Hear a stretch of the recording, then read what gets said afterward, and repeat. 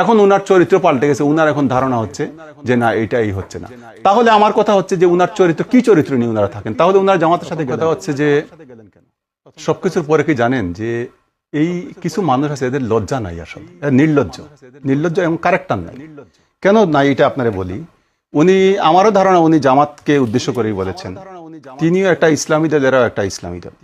তাদের মধ্যে এই যে দেখেন, ইসলাম হচ্ছে সবচেয়ে স্পর্শকাতর জায়গা।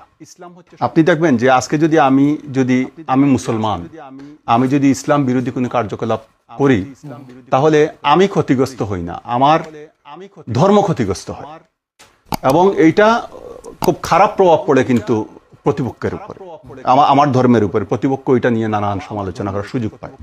এই যে ইসলামী দল, এরা ইসলাম দেশে করে, তো উনি আবার দেখেন তারা কিন্তু একে অন্যের প্রতি এই যে দোষারোপ, এই যে গীবত, এগুলা করে যাচ্ছে। অথচ দেখেন এই চরমুনাই পীর কিন্তু নির্বাচনের আগে জামাতের সাথে জুটে গিয়েছিলেন, এবং উনি আসন ভাগাভাগির কারণে ওইটা উনার মন মতো হয় নাই বলে উনি সরে আসছেন।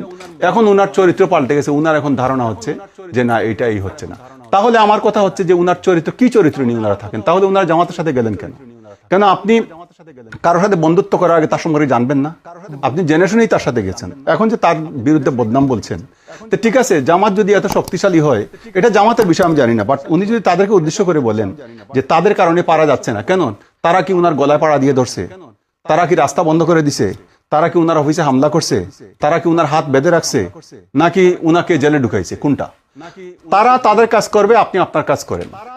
আমার দ্বারা আপনি কিভাবে বাধাগ্রস্ত হন সেটা আপনি ব্যাখ্যা করতে হবে। তো সুতরাং এই ব্যাখ্যা ওনার কাছে উনি দিতে পারবেন না। তার মানে হচ্ছে এটা হচ্ছে কমপ্লিটলি তাদের মধ্যে একে অন্যের প্রতি প্রতিহিংসা, এবং এই প্রতিহিংসার কারণে আপনি দেখবেন এই ইসলামী দলটা এবং ইসলামী দলগুলো আলটিমেটলি মানুষের আকাঙ্ক্ষার জায়গায় যেতে পারবে না। কারণ আপনি আপনার নিজেদের মধ্যে আপনার এখানে হচ্ছে একে অপরের বিরুদ্ধে বলছেন, আপনার নিজেদের মধ্যে ভালো বোঝাপড়া নাই, তো আপনি দেশ নিয়ে কিভাবে কাজ করবেন? আগে নিজেদের মধ্যে যদি বোঝাপড়া না হয়, তাহলে দেশের মানুষ তো আপনাকে বিশ্বাস করবে না। সুতরাং উনি যেটা বলছেন, এই বলাটা আলটিমেটলি উনি ক্ষতিগ্রস্ত হবেন, ওনার দল ক্ষতিগ্রস্ত হবে। সুতরাং রাজনীতি যদি জনবান্ধব রাজনীতি যদি করতে হয়, তাহলে ওনাদের ক্যারেক্টার পাল্টাতে হবে, এবং আলটিমেটলি সত্যটা বলতে শিখতে হবে। এটা সত্য না, এটা হচ্ছে প্রতিহিংসা পরিহার করতে হবে। বাট আমার মনে হয়েছে যে এটা হচ্ছে তারা একটু কি বলবো, যে নির্বাচনের কারণে, বা তারা চাচ্ছেন যে এতদিন তারা যে একটা গণ্ডির মধ্যে ছিলেন, তাদের গণ্ডিকে তারা আরো প্রসারিত করার চেষ্টা করছেন। অর্থাৎ আপনি দেখেন যে মুসলমান, আমরা ইসলাম পছন্দ করি, ঠিক আছে, কিন্তু রাজনৈতিক দল হিসাবে যদি ইসলামী দল হয়, সেটাকে মানুষ খুব ভালোভাবে একটা শ্রেণী নেয় না, মনে করে যে এখানে ইসলাম নিয়ে রাজনীতি হচ্ছে, এগুলো হয় কিন্তু কথা। সুতরাং হয়তো তারা এই সমালোচনা থেকে নিজেদেরকে বের করে আনার জন্য তারা এই যে উদ্যোগটা তারা নিয়েছেন, বা তারা একটা পরিবর্তন চাচ্ছেন।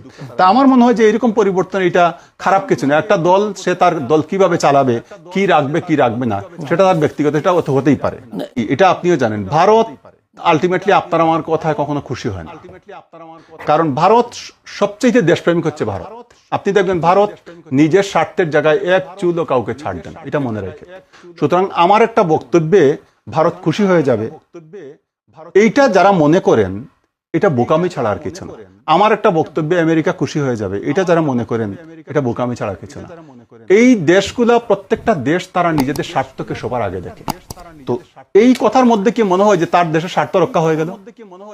মানে আমি এটা করব না, এটা করব, এর মধ্যে এই দলগুলা কি, এই দেশগুলা কি এত বোকা দেশ, এত ছোট দেশ, আমাদের মতো এত বোকা? হ্যাঁ, যে আমি বললাম আর তার দেশের মনে করলে সে আমার দেশের স্বার্থ রক্ষা হয়ে যাচ্ছে, আমি খুশি হয়ে গেলাম।